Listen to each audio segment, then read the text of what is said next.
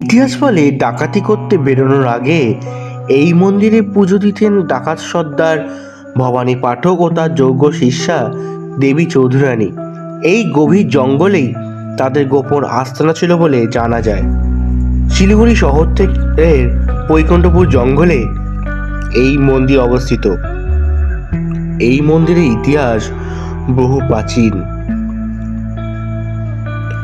গভীর জঙ্গল আর মাঝে কিছুটা কাঁচা রাস্তা, আর সেই রাস্তা ধরে এগোলেই দেখা মিলবে এই মন্দিরে। সেখানেই পূজিত হচ্ছেন দেবী। এই পুজোয় হাজার হাজার ভক্তের সমাগম হয়। তবে এই পুজোর পেছনে আষ্টে পৃষ্ঠে জড়িয়ে রয়েছে ডাকাত সর্দার ভবানী পাঠক ও তার শিষ্যা দেবী চৌধুরানীর ইতিহাস। কিভাবে আসবেন আপনারা সেটা আগে আপনাদেরকে বলে রাখি। প্রথমেই আপনারা কলকাতা থেকে নিউ জলপাইগুড়ি আসতে পারেন এবং সেখান